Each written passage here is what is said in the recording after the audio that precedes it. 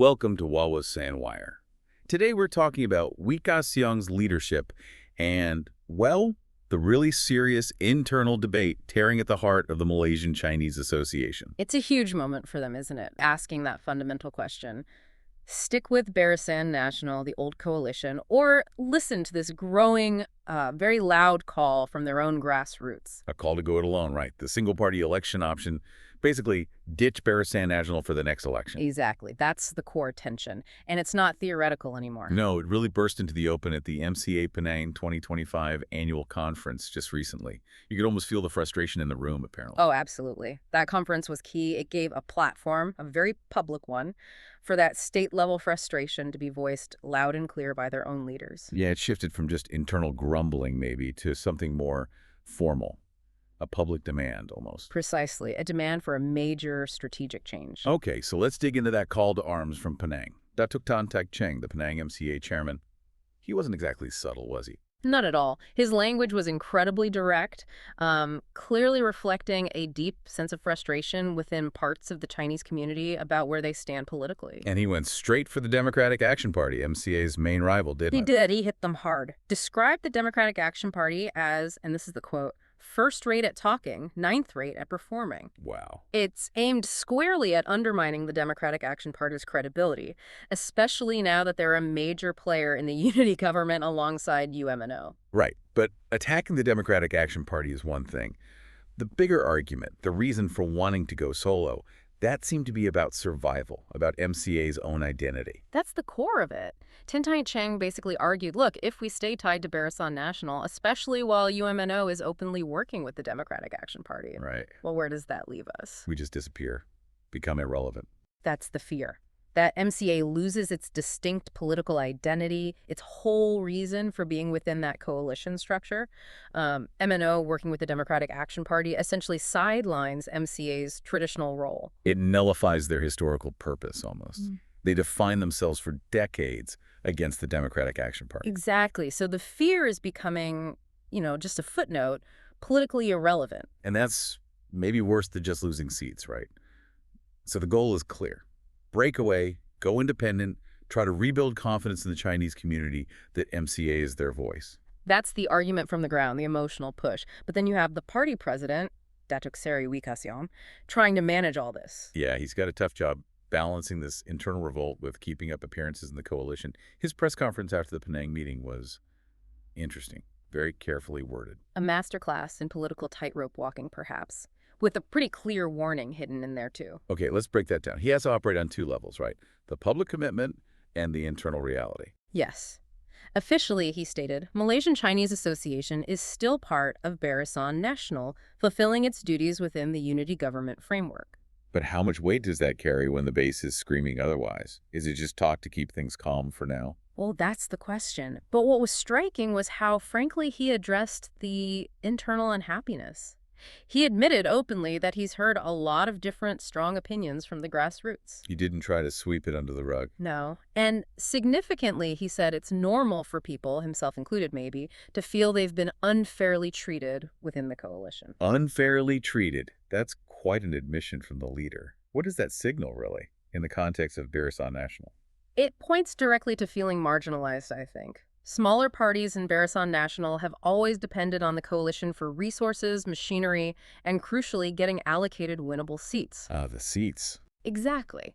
Saying they feel unfairly treated strongly implies their concerns, maybe about policy, but more likely about UMNO not giving MCA candidates a fair shot at key seats, are being ignored. The power dynamics have shifted. So UMNO's closer alignment with the Democratic Action Party means MCA gets squeezed out. That seems to be the feeling he's acknowledging. So he validates the anger, but at the same time maintains the official line for now. And he was careful about the decision-making, too. Said it wouldn't be just him deciding the future path. Yes, he emphasized it would be a collective decision reflecting the party intent. Spreads the responsibility, you see. Smart politics. And he gave a timeline. A clear one. A final decision will be made before the next general election. That puts everyone on notice. Every move they make now is under the microscope.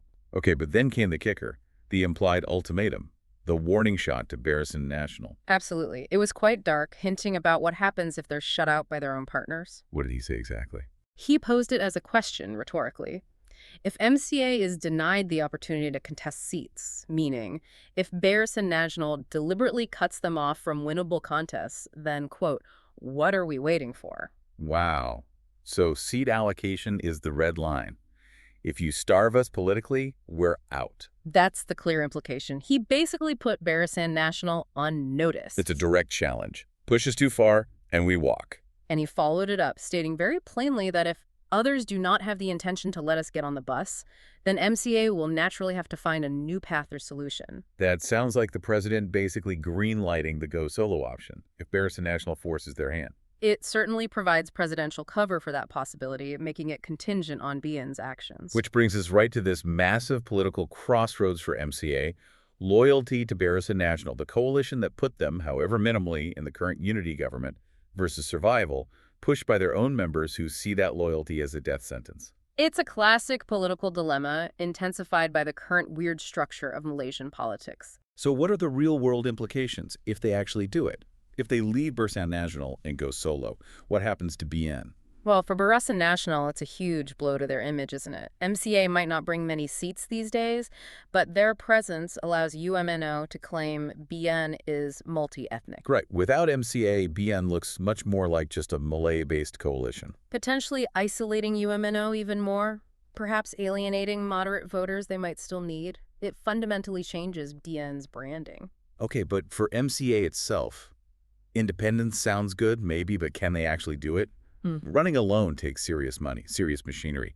Do they have that without the Barisan Nasional structure? That's the million ringgit question, isn't it? Maybe multi-million. Going solo likely means multi-cornered fights everywhere. They'd be up against the Democratic Action Party, probably Jerican, maybe Tarakan national parties too. A tough fight on multiple fronts. Historically, smaller parties striking out alone without a really solid, concentrated base, they struggle. Resources get stretched incredibly thin. Funding campaigns, state operations, it all falls on them. It's a massive logistical and financial challenge. And what about the unity government? If MCA leaves BN, the government loses a non-DAP Chinese voice, right? Does that just hand more influence to the Democratic Action Party within the government structure? It certainly could. It creates a vacuum in terms of diverse Chinese representation within the government coalition framework. And ironically, that lack of diverse representation is exactly what the MCA grassroots are complaining about now. Yeah. So by leaving to reclaim their voice, they might actually end up indirectly strengthening the party they oppose most, the Democratic Action Party, in the bigger picture. It's a definite risk. Splintering the non-DAP Chinese vote could benefit the Democratic Action Party in tight races. Politics is complicated. So it really is a choice between maybe dying slowly within the coalition or potentially dying faster, but on their own terms, fighting alone. Okay, so given these high stakes, the fragile coalitions, what do you think? This is a question for you listening too. What's the real political cost or maybe even benefit for MCA if they actually choose to stand completely alone next election? Is damaging BN's image worth the nightmare of funding and fighting independent campaigns everywhere? It feels like the clock is seriously ticking. Ka Siong, well, he's played this quite skillfully, using that grassroots anger as leverage against his own coalition partners. Weaponizing the internal dissent, in a way. Perhaps. He's positioned the Malaysian Chinese Association for a potential major shift and promised a clear answer before the polls. This isn't just about ideology anymore. It's raw political survival and leverage. A strategic move that could redefine not just MCA's future, but maybe the entire identity of Barisan Nasional itself. Indeed. The path ahead is definitely not clear, but the warning, the ultimatum, it's been delivered. Remember to like and subscribe for more videos like this.